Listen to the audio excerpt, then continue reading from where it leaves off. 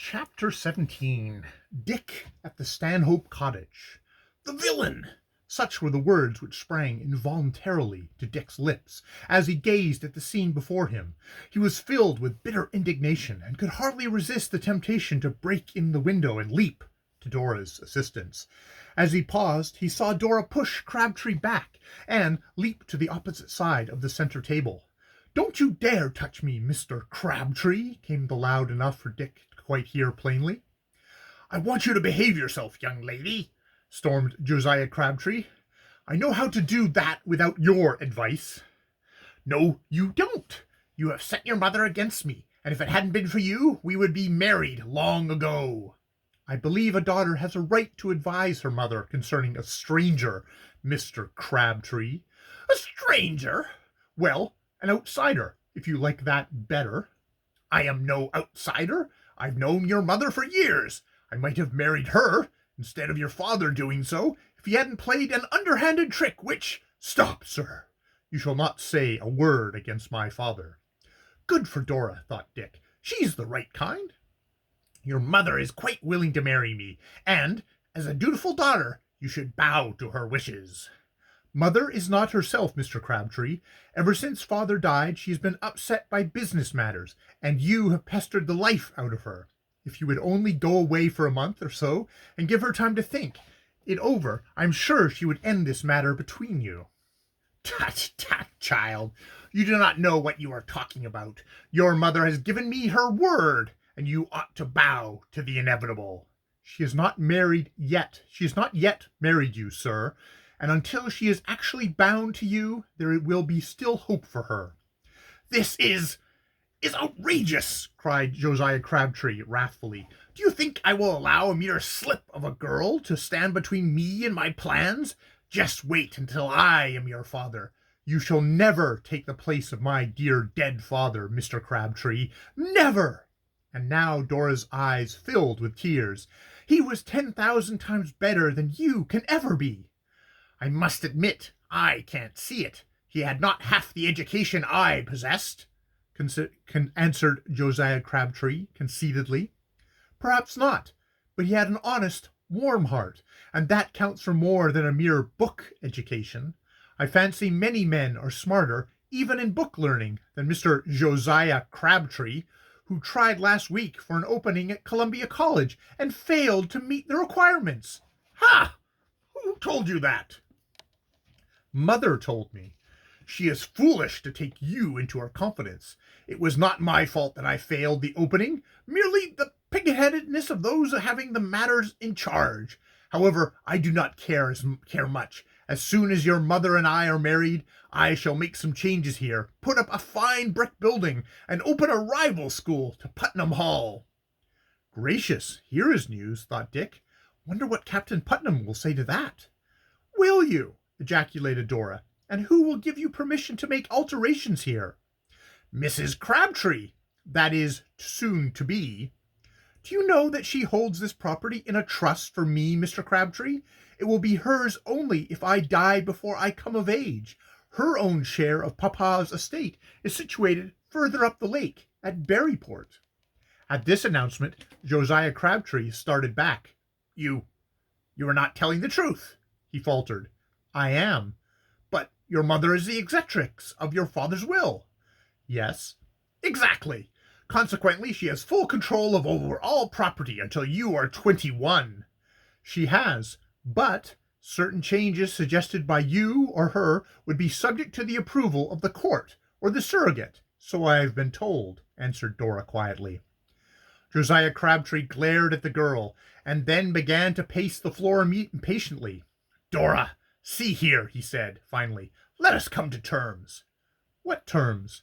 "Your mother and I are bound to get married. Remove your opposition to this, and I will promise not to interfere with you in the least.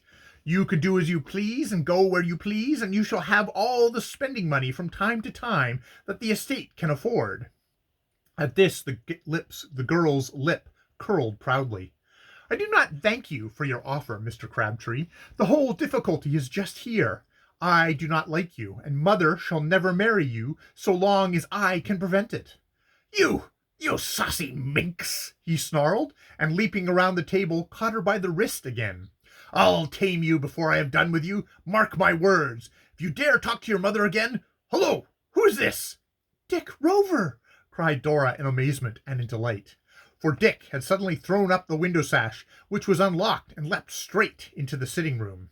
"Let her go, Josiah Crabtree," ordered the young cadet. "Don't you dare strike her, or I'll knock you flat." "What of the Rover boys?" muttered the ex-teacher. "What business have you here at this hour in the evening? Have you run away from the hall?" "Since you have been discharged, I do not feel called upon to answer your questions," answered Dick. "But you must let Dora alone, or there will be a broken head around here. I can tell you that." At Dick's plain words, Josiah Crabtree greatly paled. He had dropped the girl's wrist, and now fell back several steps. "I was not harming the girl, only trying to reason with her." Oh, I know you well enough. I've heard you were the most pig-headed teacher there ever had at Putnam Hall," rejoined Dick warmly. "I shall take pains to let Mrs. Stanhope know what they think of you, too." "Was he discharged?" asked Dora. "He told Mamma that he had left of his own accord." "He was discharged," answered Dick, who had got word through Plague Snuggers. "That is not true," stormed Josiah Crabtree. "This is a plot to injure me in the eyes of Mrs. Stanhope, and you shall pay dearly for it, boy." And he shook his fist in Dick's face. "Don't do that again, Mr. Crabtree, or we may have a set to, right here, begging Dora's pardon," answered Dick, his eyes flashing fire. "That's right. Don't give an inch to him, Dick," whispered Dora. "I hate him, oh, more than words can tell," and she caught the youth's arm. "I'm not afraid of you, boy," was the short return, but now the ex-teacher turned to the hallway. "I was on the point of leaving, and now I will go, Dora, but I will be back in a day or two." And he strode from the room. A moment later he had secured his hat and overcoat and taken his departure. "Oh, what a dreadful man!" sobbed Dora when he was gone. "Dick Rover, what shall I do?" And she looked at him pleadingly. "It's a puzzle to me, Dora. Worse than an example of cube root in algebra." He smiled sadly. "But if I was you, I'd hold out and never let him marry my mother." "Oh, I will never consent to that. Never. But he may marry her anyway." "If he does, you can apply to the courts for another guardian, if Crabtree doesn't treat you fairly." "But I do not wish to separate from my mother." "Well, the only thing to do is to keep fighting him off. In the meantime, I'll try and get some folks who know Crabtree well to tell your mother just what a mean, crabbed fellow he is. Undoubtedly, he is after the money your father left." "So I always supposed, but mother does not think so." "How is your mother?"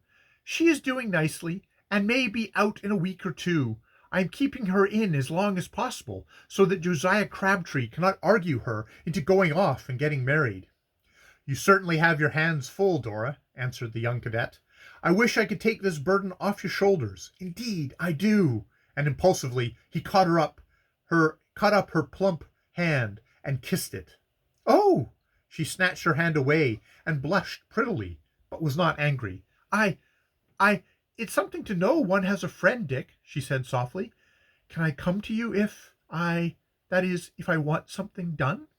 "To be sure, Dora. I'll do anything in the wide world for you there," and he kissed her hand again. At that moment, an elderly lady who had been hired to wait on Miss Stanhope came in, and the conversation was changed. Dora asked about life at the Hall, and Dick told of the football game and the parts Tom and Sam had played in it. "You are a great set of boys," Dora smiled. "I wish I had a couple of sisters." "You had your two cousins, Nellie and Grace." "Yes, but they are not as intimate as sisters would be, although they are the best of cousins." "What does Mr. Lanning say of Crabtree?" Dick whispered, as the nurse left the room for a moment. "Uncle does not like him, but he says the whole matter is none of his affair, and mother must do as she thinks best." It was now growing late, and Dick took his departure, kissing Dora's hand a third time as they stood in the darkness of the porch. "You're terrible," she murmured, but it is doubtful she meant anything by it. Girls and boys are about the same the world over, and Dick's regard for Dora was of a manly sort that is creditable to anybody. End of chapter 17.